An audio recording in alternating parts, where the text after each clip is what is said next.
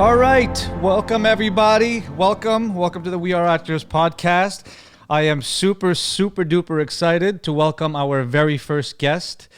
You might recognize him from Netflix's Bad Blood, and he also has a movie coming out probably later on this year that he shot in Italy called From the Vine, starring Joey Pantoliano. Everybody, please welcome my good friend, Mr. Franco Lo Presti. Hey, everybody. How's it going? How's it going? Oh, it's just great, man. It's not like I'm doing lots of things. I'm working together with the rest of them. Yeah. How's are you doing? Quarantine life, man. Just working on centering myself. Yeah, that's the best. lots of trips from the kitchen to the living room, I'm assuming. Yes, a lot of trips. Oh, by the way, Franco, I have a special sound that I put just for you. Are you ready? Because you're an Italian stallion. This is for you. Forget about it, Oh, forget about it. I thought you'd like that. Oh man, good to see you. Hey mom, what's for dinner? Eggplant parmigiana. Forget about it. Now you're gonna play it. You ready? Mom, what's for dinner? Eggplant parmigiana. Forget about it, Yeah, there we go. I knew that was gonna come in handy. Anyway, good to see you, my brother. I miss you. It's been a while since I've seen you in person. I mean, we talk all the time, but it's really good to see you. Franco and I are friends. We have worked together. He is a fantastic actor, and I'm so happy to have him on the podcast.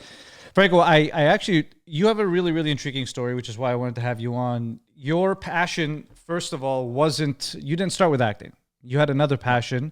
And then, unfortunately, you had, an unforeseen incident that happened with that, which kept you from pursuing that. So let's talk about that a little bit. Why don't you start us from the beginning and what your other passion was, and then how acting kind of just fell into your lap?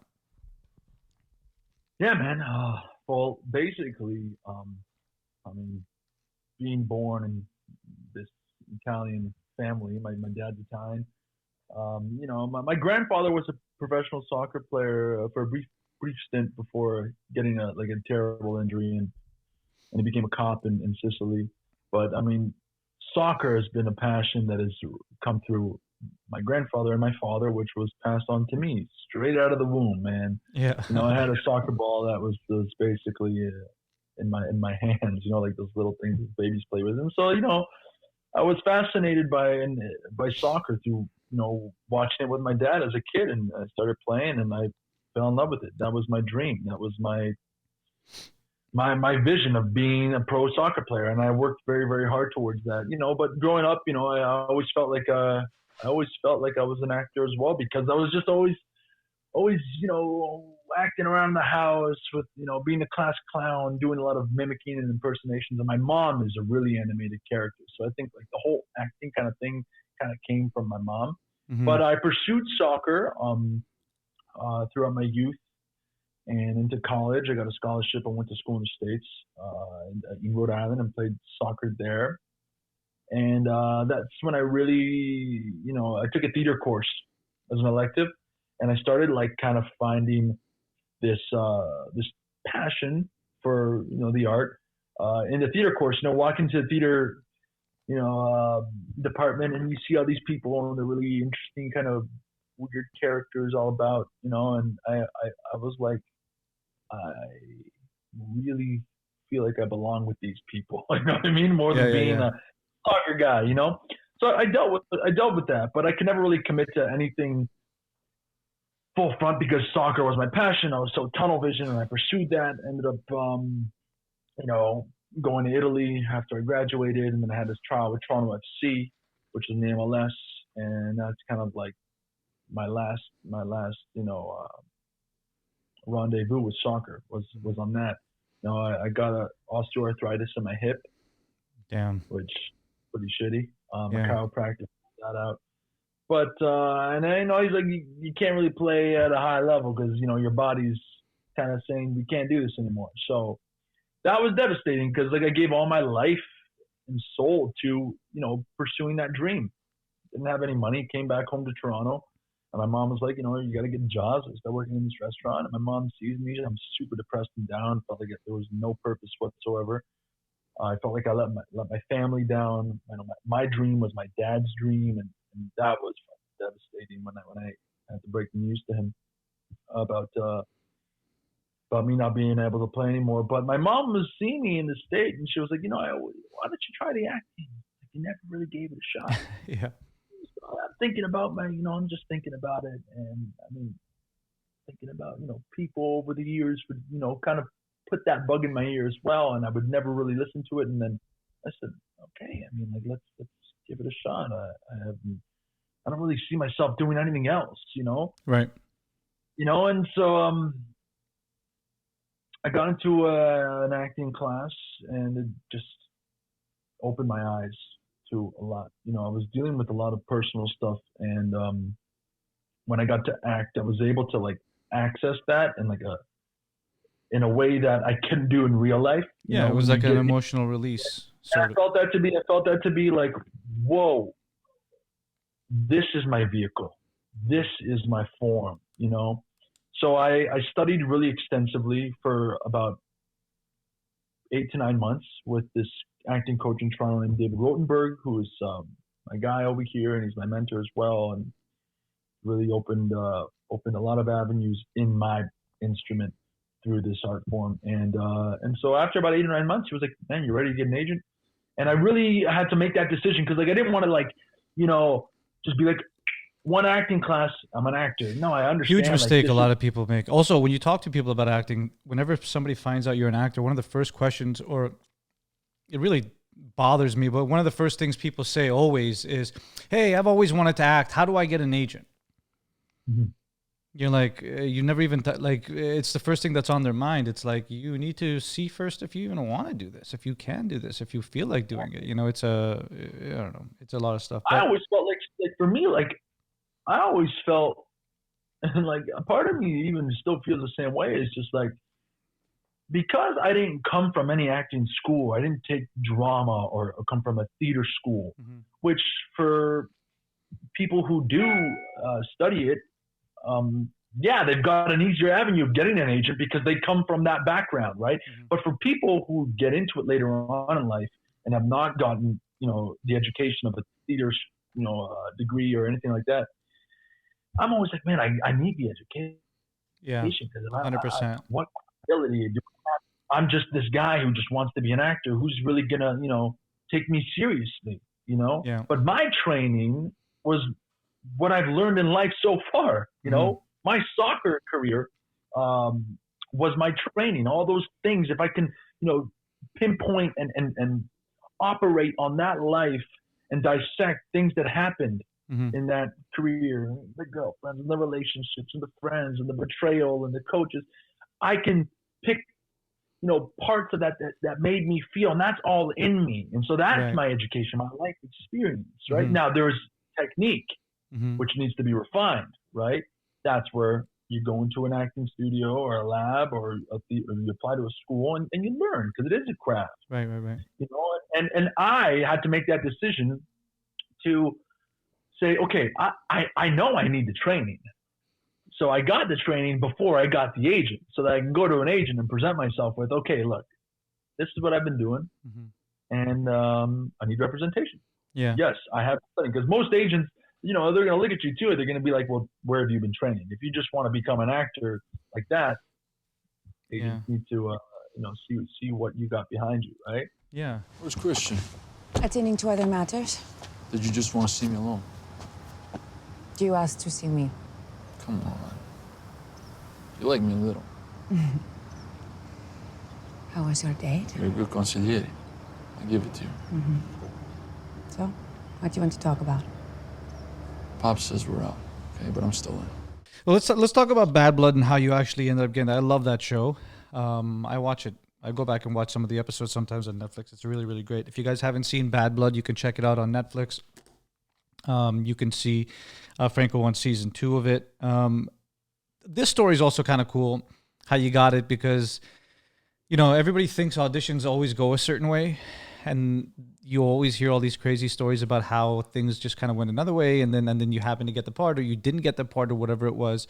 Why don't you talk a little bit about how that happened? Yeah, very crazy how that happened. You know, got this audition for Bad Blood, read it. I immediately organically just felt connected and like, this is mine. Nobody's going to take it. That was like the first thing. I'm like, this is meant for me, man. Yeah. And I was really excited about it. And I used all that energy and excitement into really, you know, being as prepared as possible, you know. And I went to this audition, and I remember going actually an hour before my audition. Where it took place was in Dufferin and St. Clair area. There's a casting office, and it's a very Italian neighborhood. And I went to go grab a coffee like about an hour in advance before my audition to sit down and kind of people watching this. Yeah. Wise Guy Cafe, if you want to call it. There's some interesting people there. And I was watching. I was just kind of like really just embracing the, you know, the character in me and believing myself as him, in his world, what he would think. And by the time I walked into that audition, I nailed it. I felt, you know, I really did. I left that room like with such a vibration out of me, kind of like, wow, I haven't really felt like that in any audition before, you know, previously. Felt really good about it. So anyways, I go on with my days, and like 2 weeks later, I don't hear nothing, and I never really messaged my agent about, you know, parts and feedback, because like literally the only feedback we want is getting the part. You know what I mean? That's all we need to know. But I was eager, and I messaged him, and he's like, "I'll find out for you." And then he messaged me back the next day, and he's like, great performance, you know, but they're looking for someone else. Basically. It's, you know, like, that always sucks when you think you do well and then it doesn't pan out. That always sucks. Yeah, it's supposed to prove like there's so many variables we just can't control. You know? He's like, the important thing is, Franco, he's like, you did a great job in the room, and that's, you know, you did your job. Just keep plugging away, keep punching the bag. So I was pretty gutted. You know, I was like, all right. A month passes. I'm eating lunch with my buddy at Katz's Deli, not in New York. We had a Katz's in Toronto, which actually just closed down. But Katz's Deli in New York is way better. So we're eating lunch, and I get an email. Call back, Bad Blood, season 2. I'm thinking, oh shit, maybe a different character. And say, look, I'm like, no, wait, Luca. I'm like, I just had this thing like a month ago. And then my agent even sends me a note. Hey, note from casting. Your character's like a designer tracksuit wearing type of guy. So I got so excited. And I said to my buddy, dude, I got to go. I got to I got this call back for this thing tomorrow. So what I did was I went straight to the mall. I went to Yorkdale Mall, which is a popular mall here in Toronto. Really expensive stores in there. And I go to Holt Renfrew, which is kind of like a Neiman Marcus or whatever, Barney's type of thing. I go in there and I go and buy a Gucci tracksuit, right? Left the tags on. Left the tags on. But I buy this Gucci tracksuit, throw it on the credit card, put myself in it, you know, and I'm just feeling it. I'm feeling the guy. So I go to the audition the next day. I'm listening to my music. I love to listen to music. Music is really cool for me too. Just I was going to access characters that I play. I always put a soundtrack to my characters, always. Nice. But going to this audition, I got my headphones on, and I'm thinking, and it was a producer-director session too. So I mean, the stakes are a bit, you know, high. I go in, I do this. I see this guy there. I see one guy there, right? And he's asking me, you know, what are you here for? I'm like, Bad Blood. He's like, who are you going for? I'm like, Luca. And I'm just like firm. I'm firm with every answer. And I'm like, dude, don't get me off my juju. You know what I mean? Like, in my head, right? I go do the audition. You know, it goes great. I leave the room. There's now like 10 guys in the room. From initially being me and this other guy. I see 10 guys waiting. We all kind of look different, and I'm like, all right, well, I did my thing. If it's meant to be, it's meant to be. 2 days passed, no word. My dad's like, you're doing good. I said, I don't know, man. Were you like, forget about it? I don't care. My dad's fingers are crossed, you know. He's like, forget it.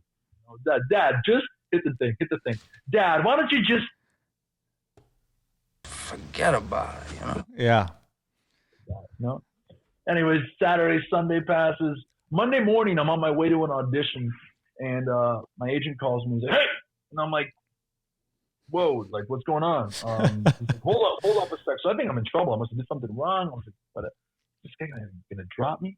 I'm like, "Whatever." I'm like, "You got the part, man. You got the part." Amazing. So I ended up getting it, right? How long had passed before you found out you got the part? The audition was on a Wednesday. Yeah. So I found out about 5 to 6 days later. Oh, okay. Yeah. That sounds normal. So I ended up getting the part, and like we went to camera like 2 weeks later, man. Like it was fast turnaround. So Nice, that man. was awesome. Bad Blood was a indelible experience, man. Really, like I learned so much. That was a masterclass of acting. Nice. From the likes of Kim Coates, Louis Ferreira, who played my dad on the show, who like so grounded. Louis pro. awesome. Dylan Taylor was amazing. Dylan Taylor and Ryan McDonald ended up becoming my roommates, but Dylan Taylor was amazing watching this guy work, and those guys are brothers for life. Nice, man. That's awesome. We met, 2 years ago? 2 years ago. 2 years ago. Yeah, we were. It was a very, very interesting situation how we met. We met in class here in New York. We were both doing Larry Moss's workshop, and I remember because something really, really crazy happened with you during that workshop that I've never in my life seen happen. Like, when you're in class long enough, you see a lot of crazy things happen. A lot of emotional things happen, wild actors, a lot of things can go awry in an acting class, fights with teachers, fights with, between scene partners, whatever it may be. So many things can go wrong, but I'd never in my life seen what happened to you. So you were working on Motherfucker with a Hat. And I remember, because I remember looking back at you guys. Usually in Larry's classes, most people know each other. Because if you've been training with him for a while, so everybody recognizes each other, a lot of people are friends. I didn't recognize you, and I hadn't seen you. And then Lucy, our mutual friend now, said you were from Canada, and I was like, oh really? So I look back, and I'm like, oh my god! And you and your partner, what was his name again? Cooper, yeah. And I remember looking at you guys, and you guys looked so, like, you were dressed all stylish, had like a hoodie on, and Cooper just seemed like a very nice, meek guy. Like, you know what I mean? I was like, oh, how the hell are they going to pull this off? It's going to be very interesting. I didn't know. For some reason, I had a feeling about your guys' scene. I was like, something strange is going to happen in this scene, and I just can't wait to watch it. Either it's going to be fucking amazing, or it's going to be terrible, or something's going to happen. Like, it was just... But then I remember being really excited to see the scene, and then there's a fight scene... So you guys are doing Ralph and Jackie scene when Jackie comes to confront you about you sleeping with his girl Veronica, right? If I'm not mistaken. Spoiler alert. Yeah, if you haven't read Motherfucker with a Hat, I don't know where the even with the spoiler alert. Yeah, if you haven't read that yet, then yeah, you're a little behind. But okay, so you guys are doing the scene. There's a fight. You guys choreographed a fight. Yeah. Okay, so explain. Yeah, so the choreography, I mean, like, okay, like you're doing this Larry Moss workshop. Like, I haven't done any theater. Like, I'm doing this. Like, I mean, I read the theatrical plays in high school reading Shakespeare, and then like in university we read some like plays, but I couldn't even remember them. I was thinking about soccer back then. Yeah. But now I'm like really delving into this theater thing. I want to learn. I want to take it, to the guts of it. And you're reading Motherfucker with the Hat by Stephen Adly Gurgis, and we're doing this scene, and I'm doing it with Cooper, and I got 2 weeks to prepare, right? About a week and a half, and we're rehearsing in this guy's apartment. He went to the theater school. He knows I know stage combat. We're gonna choreograph the scene, so he's choreographing it, But when it comes to the part of throwing the chair, we're not throwing the chair on this guy's apartment, right? I mean, so you didn't rehearse with a chair? No, we were rehearsing with like a freaking sweater, man. So he was throwing a sweater at you? Throwing a sweater at me, right? Which, okay. Much different than a chair. Yeah. But yeah, so we were rehearsing with the chair, with the sweater. Sorry, we got it all down packed, and we rehearsed a lot, and we had it in our bones, and now it's time to put it up, right? Now, it's really weird because like the first we went up, the second day we were the last scene to go. Yeah. So we just watched all this beautiful work. I haven't ever performed in front of people live like this. Sure, he has, but the nerves are there. And I remember backstage, like me and him, like we were warming up. Oh, it's nervous. It's nerve-wracking being in that class. Your heart's racing, but I don't know. Like once I got closer to the stage, I felt like a god, man. I don't know. Like you're so afraid, and then once I stepped on, it was like I'm here to be seen, be naked, right? Yeah. Let it all spill out. So now we do this thing, and what happened, Mershad? Well, Cooper launched a chair from. Yeah. Cooper launched the chair from across the room, and you were supposed to duck during the fight scene. And you didn't duck. And the chair, a metal chair, hit you right in the forehead. And you went down, and you started gushing blood from your face. Now, the hilarious part about this was you guys didn't stop doing the scene. You guys continued to work. None of us really knew if the blood was real or not because the scene that had gone up before you guys also had fake blood in it. It was Bob Krakauer, the amazing teacher here in New York. The acting teacher, Bob Krakauer, was doing a scene in Larry's class, which was in that week was also another mind-blowing thing. To have another legend like him being in the class of another legend, it was just like, it was so amazing for everybody there that week. It was such a special thing to watch. That was a great scene, too. That was a great scene. They did Speed the Plow by Mamia. And Bob had done such an amazing job in their fight scene with the blood. When he fell, he got up and there was all this fake blood that we automatically in the class thought that your blood was fake too. And then as you guys finished the scene, I remember when you guys stopped, Larry looked at you and he said, "Is that real blood?" And you were like, "Yeah." And then everybody just went crazy. And then you got closer to the stage where we were sitting and you could see like a hole in your head. Yeah, it was really unfortunate. So like, when he threw the chair, what happened was like, because I didn't know any better. Like, I got these stage lights on me, right? And when the chair, there was like a metal chair, silver. When it hit the stage lights, I completely got blinded. Yeah, it was like a deer stuck in the headlights, man. And I wanted to make it perfect. The chair's gonna come. I'm gonna duck. That was like what I was thinking about, like in preparation for it. But it did not go like that. Yeah. And I'm super lucky that it hit me. Like the bump is still there. You can kind of still see it a little bit. Still there's a scar. You can kind of see it. It looks like a wrinkle, but yeah, man. So insane. It happens, but the show must go on. All for the craft. Yeah. Let that be a lesson to you guys. Even if you get hit in the chair, the show must in the chair. Even if you get hit with a chair, you must continue. That was the craziest thing, man. The fact that you guys just kept going. That was crazy. So that's how we met, and then you and I also have a pretty cool story. After that was a really important week, I think, for me even, and a lot of people that were in that class that week because there was such good work. I think everybody was kind of inspired in a way when we left there, and I remember leaving and just getting all these auditions that auditions are always good, but I didn't feel that great about many of them, about the stuff that was coming my way. I had just fired my agent before that, and then because I was I don't know, we weren't seeing eye to eye. I was just like, oh, forget it. I don't want this agent. I'd rather just not go out at all than go out for all this stuff. And then I had this idea. I was like, why don't we just do a play? We should just do a play. And I remember calling you. And I was like, hey, we should do Italian-American reconciliation. I was talking to Luciana about it. And then we both had the idea. We're like, oh, my God, we should call Franco because she's Italian. You're Italian. I was like, oh, my God, we should call him. And we called you, and you were in, which was awesome. And the best part about doing a really cool incident that happened while we were kind of in pre-production for the play was we were looking for a director. We didn't know who to get to direct the play.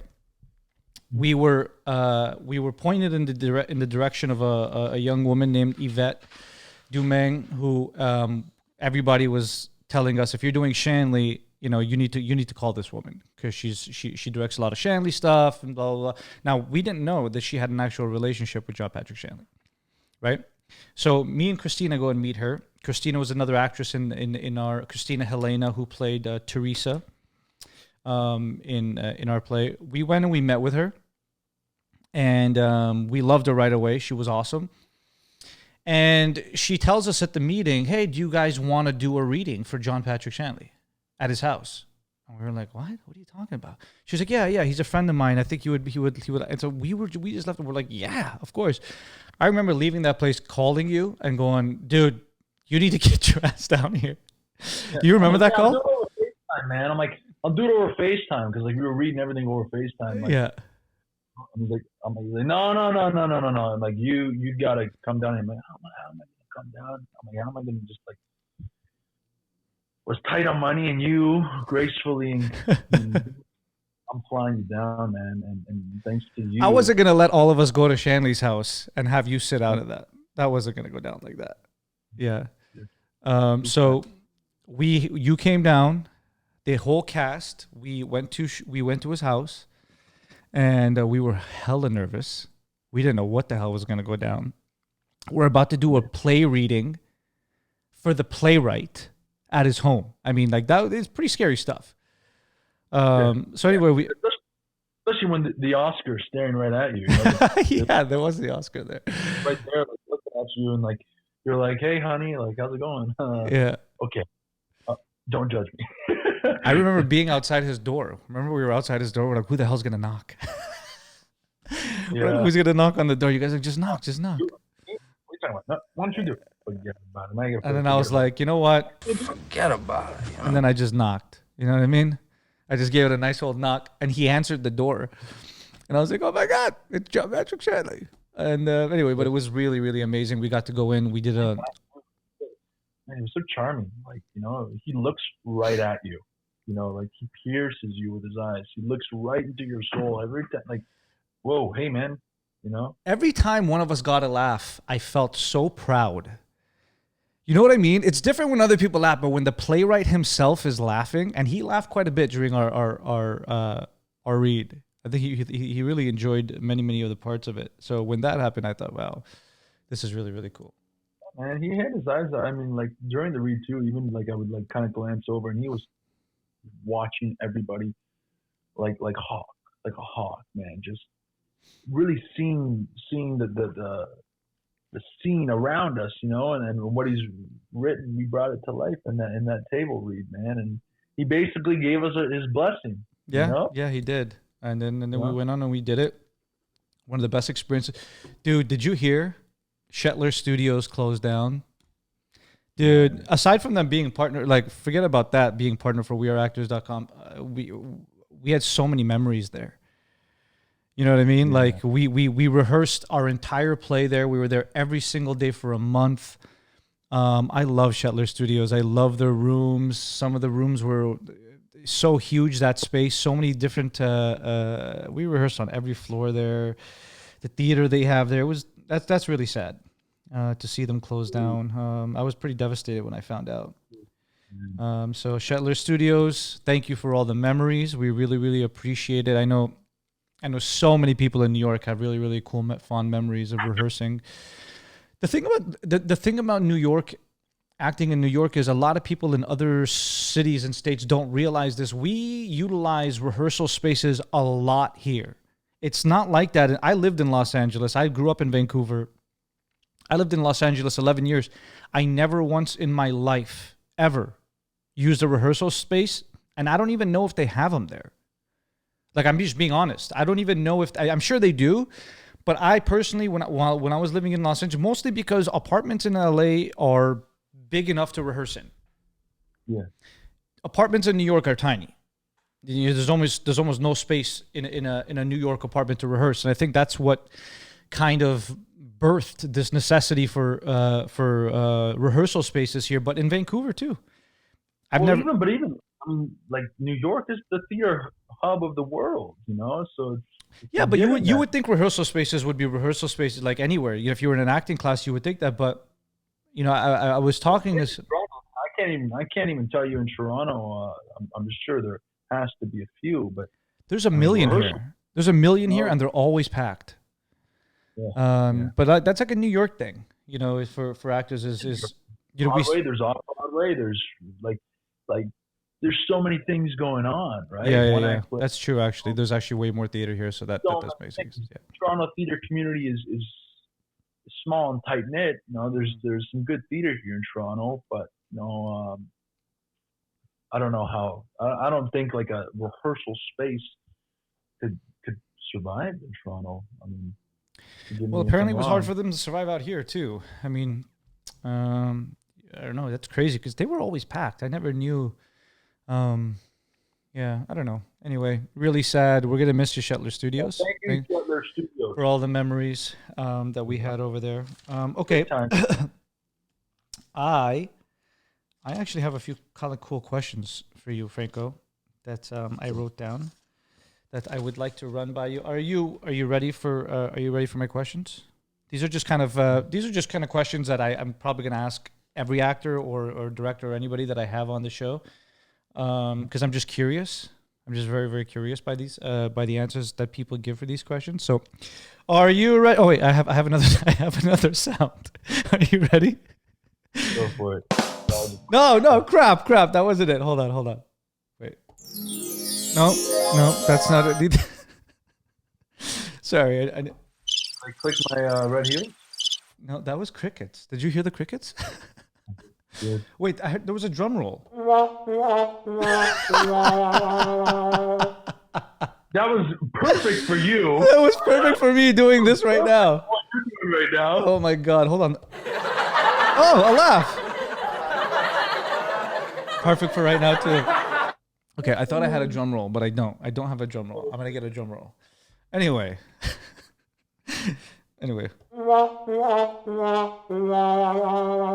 Forget about it, you know.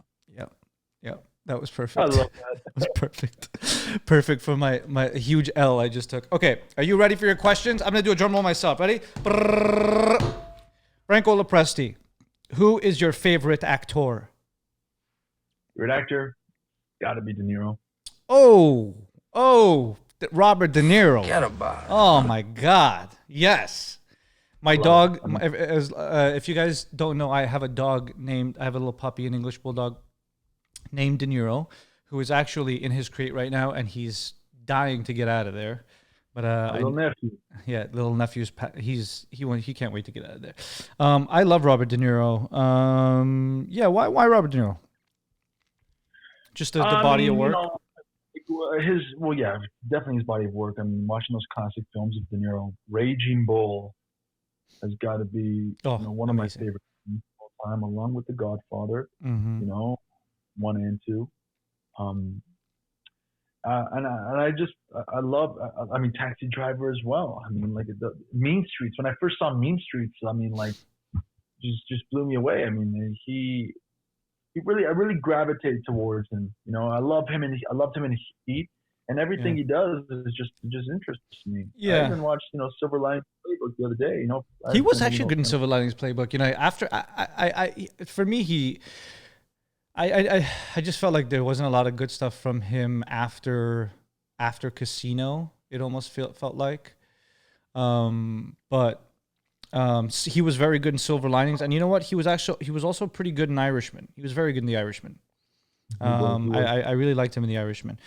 Okay, cool. I love De Niro. I love Christian Bale as well. In what? In the as an actor, yeah. Another. I have a lot of favorite actors. You know, it's very hard to really single out one. Mm-hmm. Okay. Next question. What is your favorite movie?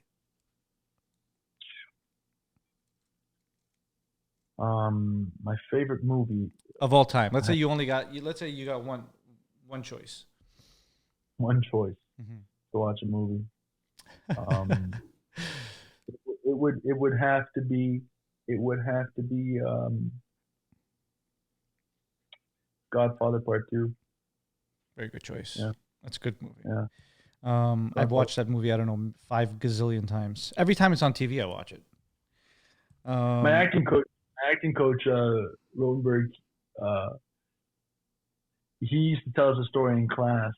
Because when he was living in New York, and he's like, whenever we felt down as actors and artists, and that we felt like we were worthless, what the hell am I doing?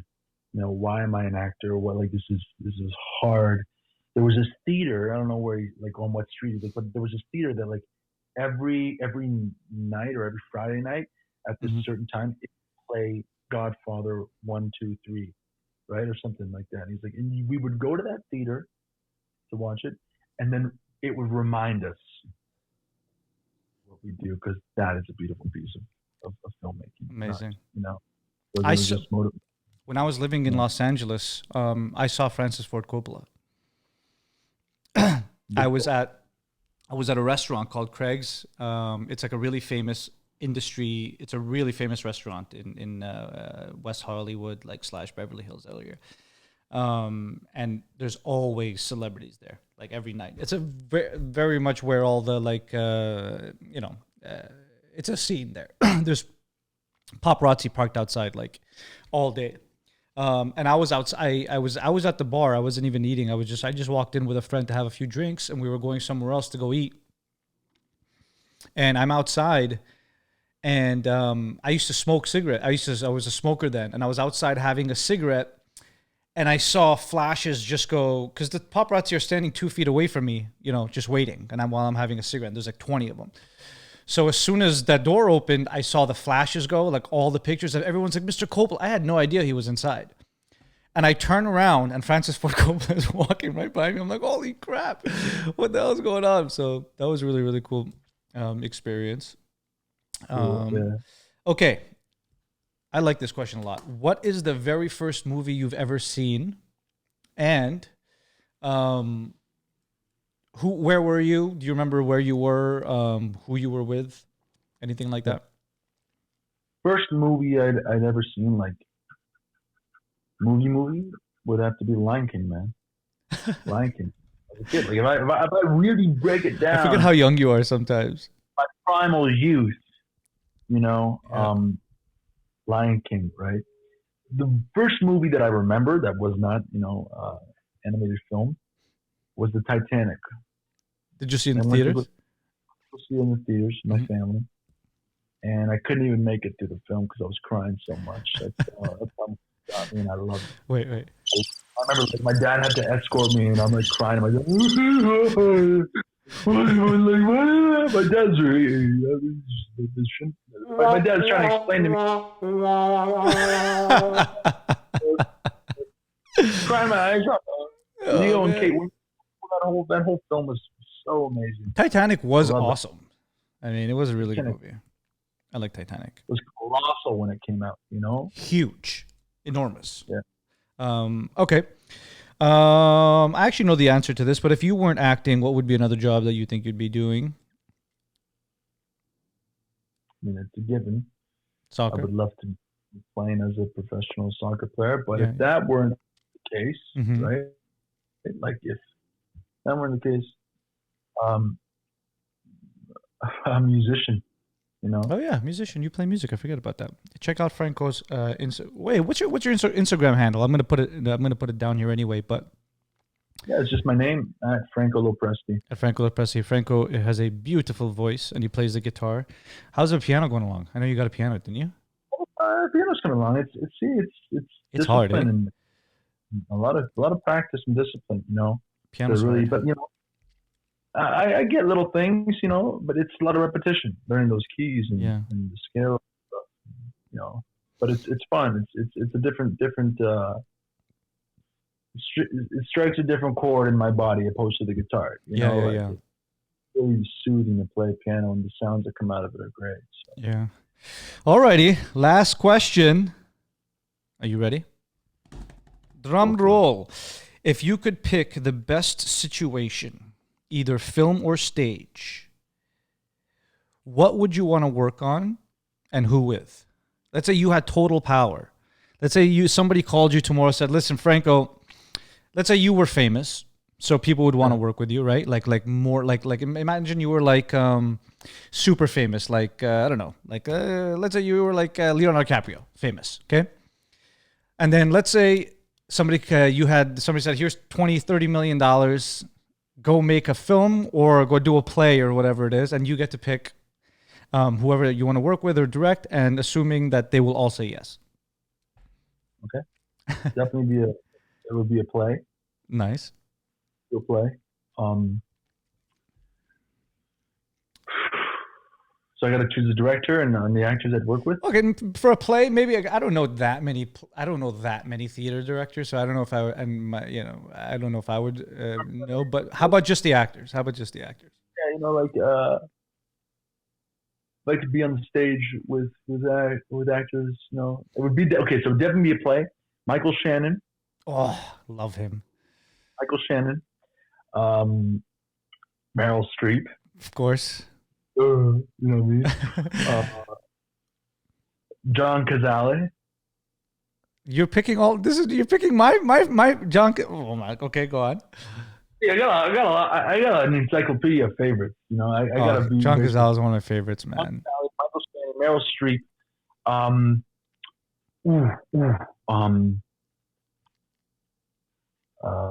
What's Jessica Chastain? Jessica Chastain, okay. And I could. How many actors are in this play? I don't know. Okay, that's interesting. Yeah, I would love to do a play. If I Seymour Hoffman. Oh my! It's funny. You said Michael Shannon and Philip Seymour Hoffman.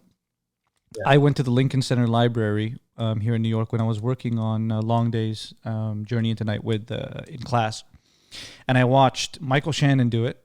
And I watched, Jessica Lange is in the Michael Shannon version. And Michael Shannon and Jessica Lange are just fucking amazing in it. And then I watched, this is a crazy story.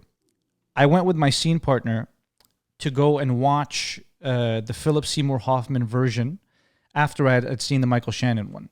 So you go in here in the Lincoln Center in New York, for those who don't know, if you're not from New York, you can go to the library here in New York. You go into a room, and any play that's been done on Broadway or whatever, if they have a recording of it, and they have a lot of recordings of many, many of the plays that have happened here, you can go sit in a room very much like this. You put on headphones, and there's a screen, and you get to watch the play.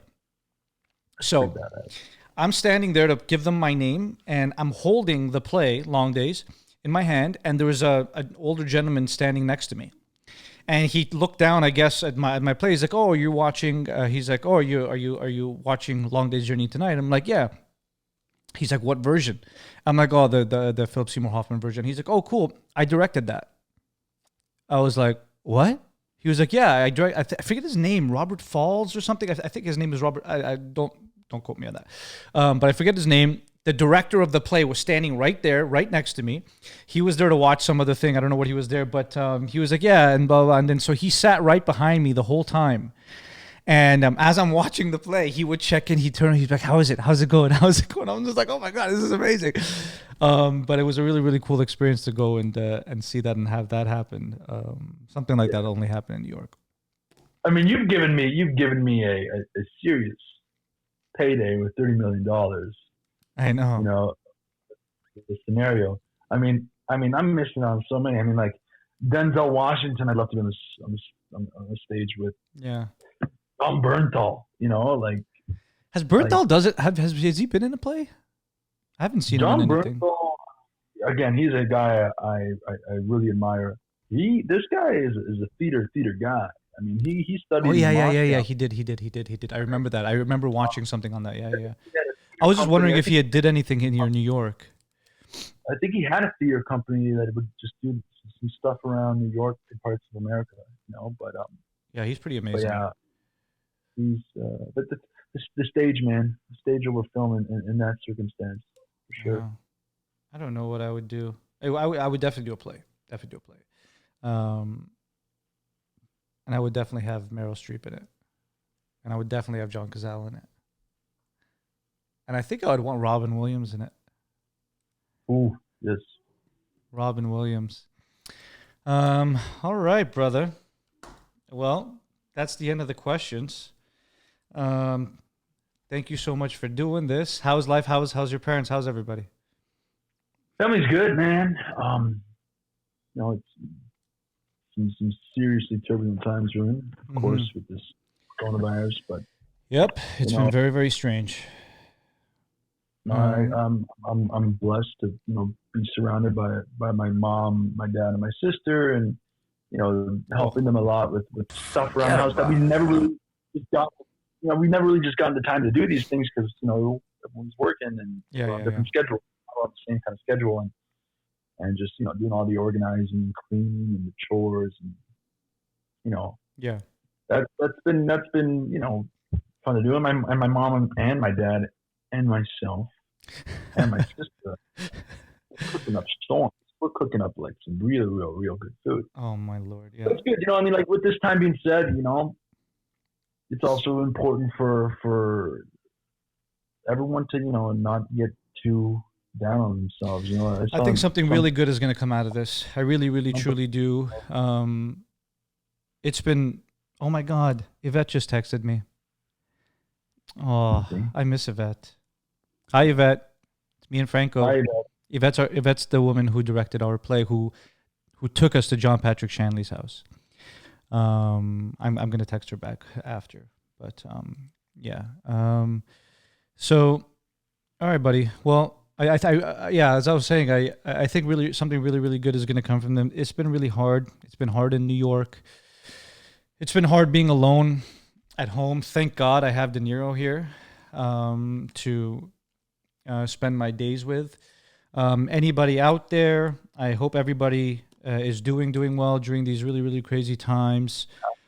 Take care of yourselves. You don't have to be doing something all the time. Relax. Take it easy. You don't have to be doing 19 workouts a day from home. Just relax, man. Take it easy. There'll be time for all that. I'm not saying don't do anything, but just don't feel super stressed out to be constantly doing something every day. I think that adds to the stress of everything. It's like, the mind wanders. Yvette just messes. Oh, really? Nice. Hi, Yvette. Hi, Yvette. I think she's just getting back to her texts. But like these are just it's hard mentally. It's very tough to ponder on the thoughts that when am I going to get back to work? When things gonna become normal again? Mm-hmm. Very important, I think, for everyone to talk to one another. Communicate. 100%, yeah. There are times where we need to be in our own our own shell, but when you're feeling really down, just pick up the phone, call someone, and God willing, your friends will be there for you. Yeah. You're there for me, and I'm there for you, and vice versa with any of my other friends and people that I know. Yeah. But food for the soul, man. Yeah, read plays. I keep saying I've been reading plays. I've been reading books. Just I did a little bit of writing. I'm gonna shoot a film in my apartment. I'm gonna talk a little bit more about that maybe on the next one. But you read the outline. That's good for you. You found a creative outlet and doing that on your own. You see. Yeah, we'll see how it goes. I just we'll see. I'm not putting too much pressure on myself for the film. I'm just gonna do it. I always put so much pressure on myself when I do things. I think now I wrote this thing out. I'm gonna shoot it here at my house, and we'll see how it goes. If something happens, something happens. If nothing happens, nothing happens. I got up. I was creative. I made an effort, and we'll see where it goes.